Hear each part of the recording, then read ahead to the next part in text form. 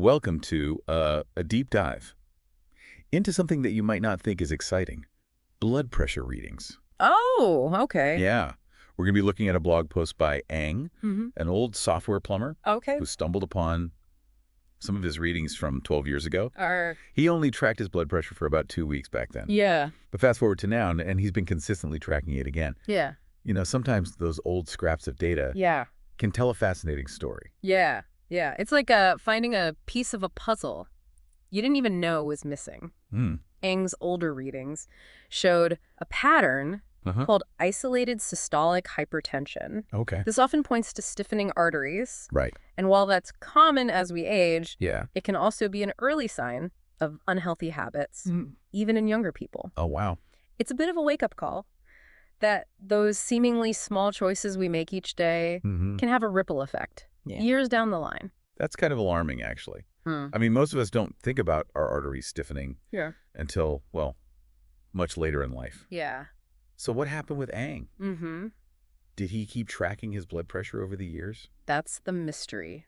Oh. He doesn't say why he stopped tracking back then. But imagine if he had. Yeah. He might have noticed those early warning signs and Yeah. made changes sooner. Okay, so he's tracking again now. What's the verdict? Did those stiffening arteries lead to any major problems? Well, his current readings fluctuate between ideal and pre-hypertensive levels. Okay. So not perfect, Yeah. but definitely moving in the right direction. Gotcha. He credits this improvement Uh-huh. to three main things: Okay. intermittent fasting, a healthier diet, Yeah. and getting more active. So it sounds like Ang really had to overhaul his lifestyle. Yeah. Was it a sudden shift or more gradual? What was that process like for him based on the blog post? He doesn't go into a ton of detail in this post, but he does emphasize that consistency is key. It wasn't about drastic overnight changes, Right. but rather small, Yeah. sustainable adjustments that Yeah. he could maintain over time. You mentioned intermittent fasting. That's a hot topic. But is it really right for everyone? Yeah. What are some downsides Ang might have encountered? That's a great question. Intermittent fasting can be incredibly beneficial, especially for blood sugar regulation and even cellular repair. Right. But it's definitely not a one-size-fits-all approach. Ang mentions he enjoys the 168 method, where he eats within an 8-hour window and fasts for the remaining 16 hours. Yeah. But someone else might thrive on alternate day fasting or even just incorporating a few longer fasts each month. Okay. The key is to find what works for your body and lifestyle. And of course, talk to your doctor before making any major changes, especially if you have any health conditions. Good point. Yeah. But that makes me wonder, how would someone know which intermittent fasting approach is right for them? I mean, it's not like there's a user manual for our bodies. It does take some experimentation and listening to your body. Ang mentions he initially struggled with headaches and fatigue during his fasting periods. But as his body adjusted, those side effects subsided. Okay. It's all about paying attention to those cues and adjusting accordingly. Right. And that actually segues perfectly into his next point of emphasis. Okay. A healthier diet. You know, I used to think healthy diet Yeah. meant saying goodbye to all the foods I loved. Right. But over time, I've realized it's more about finding a balance. Ang mentions a healthy diet too. But there's so much conflicting advice out there. What specific aspects of his diet seem to have made the biggest difference for his blood pressure? He focuses on whole, unprocessed foods, Right. and that seems to be the biggest shift from his past habits. Gotcha. He also mentions cutting back on sodium, which is known to affect blood pressure, and being mindful of his sugar intake. Right. It's about recognizing that food is information. We're feeding our bodies. So Ang got his diet in check. Yeah. Started intermittent fasting. But that wasn't all. He also realized that moving his body more was important. What does that look like for someone like Ang? Does everyone need to become a marathon runner? Not at all. He simply started incorporating more movement into his daily routine. Gotcha. Walking more, taking the stairs, and things like that. Right. It's about making conscious choices Yeah. to be less sedentary. Yeah. And those small changes can have a surprisingly significant impact on overall health and well-being. Okay. But the most important thing he learned... I'm on the edge of my seat here. Tell me. The importance of consistently monitoring his blood pressure. Interesting. So he's journaling his blood pressure readings. What benefit did he find in doing that? Yeah. It seems a bit tedious. It wasn't just about recording the numbers. It was about becoming aware of how his body responded to different foods, activities, and even stress levels. It's like tuning into your body's whispers, understanding its subtle signals.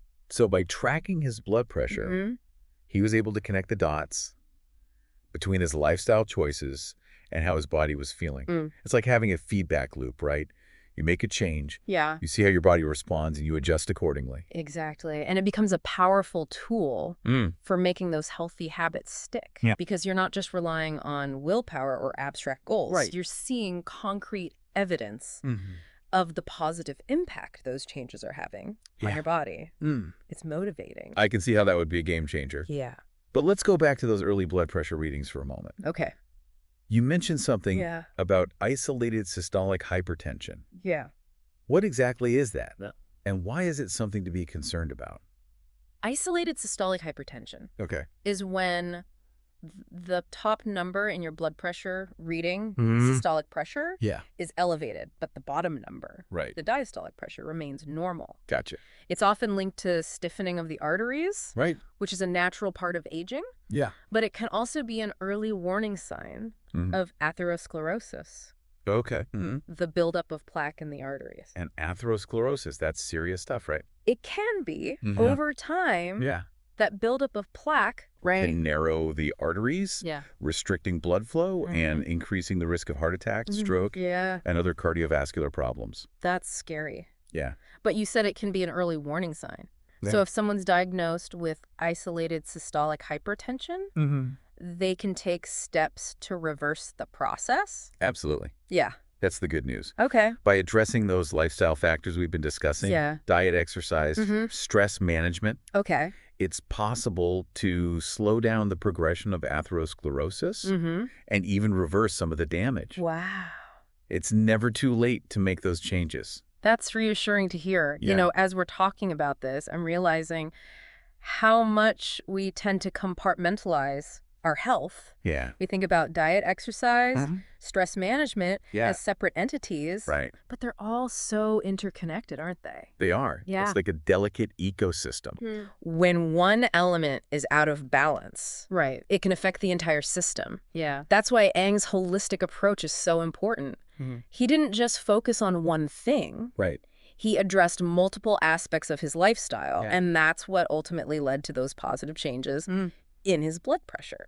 That makes a lot of sense. Yeah. It's not about finding that one magic bullet. Right. It's about creating a lifestyle that supports overall well-being. Right. Speaking of support, I'm curious, did Eng mention anything about the role of social support in his journey? Okay. Did he have a cheerleader in his corner? Right. Someone to help him stay motivated? He doesn't go into specifics about that in this particular blog post. Okay. But he does touch on the importance of finding joy in the process. Yeah. It's not about deprivation or forcing yourself to do things you hate. It's about finding healthy habits that you genuinely enjoy and can stick with long term. And sometimes having that social support, whether it's a friend, family member, or even an online community, can make all the difference. It's like having a hiking buddy. Yeah. You're more likely to reach the summit if you have someone by your side encouraging you along the way. Exactly. It's about shared goals, accountability, and knowing that you're not alone in the journey. So we've talked about the importance of tracking blood pressure, the potential risks of isolated systolic hypertension, and the power of lifestyle changes. Right. But I'm wondering, Yeah. are there any other key takeaways from Eng's experience that you think are particularly relevant for our listeners? Yeah. What's the so what here? I think the biggest takeaway is that knowledge is power. By becoming aware of our own personal health data, even something as seemingly simple as blood pressure readings, we can gain valuable insights into our bodies and make more informed choices. Right. It's about taking ownership of our health and being proactive rather than reactive. That resonates with me. Yeah. It's about shifting from a mindset of fear and uncertainty to one of empowerment and action. Precisely. And it starts with that first step of awareness. Okay. What are those key metrics that might be whispering to you? What could you learn by tracking them consistently? You've given our listeners a lot to think about. Yeah. But before we wrap up, I want to go back to something Aang mentioned that really caught my attention. He said that consistently monitoring his blood pressure helped him become more mindful, especially when it came to his eating habits. Right. What did he mean by that? He noticed a direct correlation between certain foods and spikes in his blood pressure. Okay. For example, he found that processed foods and those high in sodium tended to cause a more significant increase compared to whole, unprocessed meals. So he was basically conducting his own personal experiments. In a way, yes. He was using his blood pressure readings as feedback to see how different foods affected his body, and that awareness allowed him to make more conscious choices throughout the day. Right. It wasn't about denying himself certain foods entirely, but rather understanding the impact they had and finding a balance that worked for him. That's fascinating. Yeah. It's like he was biohacking his way to a healthier lifestyle using data to optimize his well-being. Right.